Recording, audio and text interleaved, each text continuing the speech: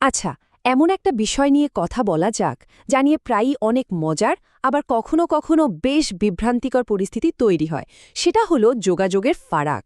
মানে এমন কিছু বিষয় যা প্রায়ই ছেলেদের পক্ষে বোঝা বেশ কঠিন হয়ে যায়। কিন্তু কখনো কি মনে হয়েছে যে কথাগুলো তো বেশ সোজা, তাও কেন যেন এর আসল অর্থটা হারিয়ে যায়? দেখুন, এর উদ্দেশ্য কিন্তু কাউকে দোষ দেওয়া না, বরং এই সাধারণ ব্যবধানটা একটু বোঝার চেষ্টা করা, যাতে আমরা সবাই একে অপরকে আরেকটু ভালোভাবে বুঝতে পারি। তো চলুন, প্রথম রহস্যটা কি সেটা দেখা যাক। এটা হলো যা বলা হচ্ছে তার পেছনের আসল বার্তাটা ধরতে পারা। এই কথাটা তো আমাদের সবারই কম বেশি শোনা, তাই না? এটা একটা ক্লাসিক উদাহরণ, যেখানে শব্দের আক্ষরিক অর্থ দিয়ে পুরোটা বোঝা যায় না। যখন কেউ বলে আমার কিছু হয়নি, তখন এর পেছনে কিন্তু অন্য একটা গভীর অর্থ লুকিয়ে থাকতে পারে। এই স্লাইডটা দেখলে ব্যাপারটা আরও পরিষ্কার হবে। দেখুন, একদিকে যা শোনা যাচ্ছে তা হলো সব ঠিক আছে, কিন্তু এর আসল অর্থটা হতে পারে কিছু একটা তো সমস্যা হয়েছে, আর চাওয়া হচ্ছে যে অপরজন যেন আরেকবার জিজ্ঞেস করে, তার যত্নটা প্রকাশ করে।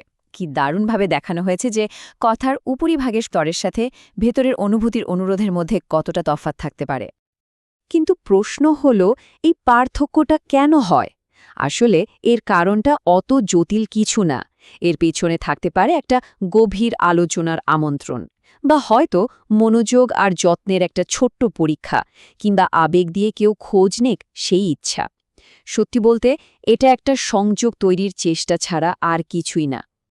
এই আইডিয়াটা থেকেই আমরা চলে আসতে পারি আমাদের দ্বিতীয় পয়েন্টে, আর সেটা হলো ছোট ছোট, আপাতদৃষ্টিতে হয়তো গুরুত্বহীন এমন সব জিনিসের বিশাল প্রভাব।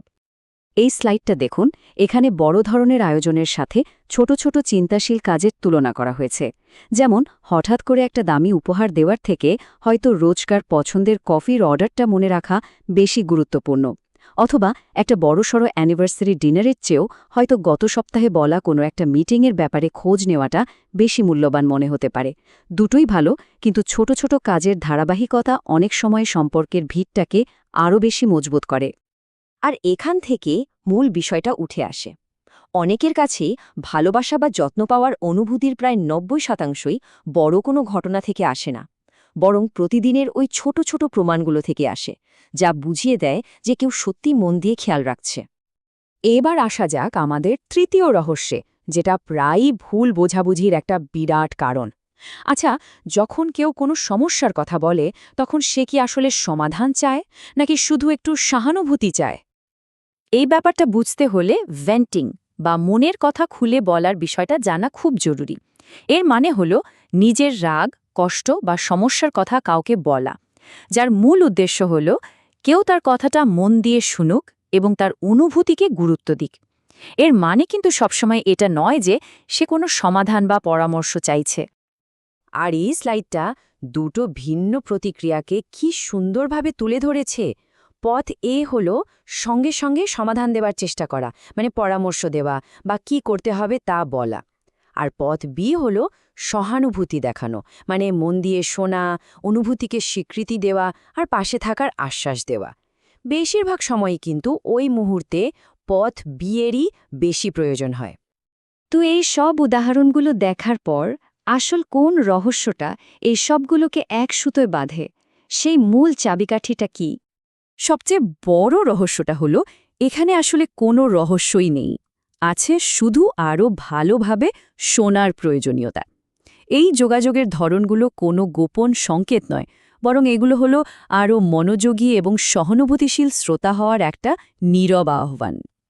তাহলে সংক্ষেপে আজকের আলোচনার মূল ৩টি বিষয় কি দাঁড়ালো? ১.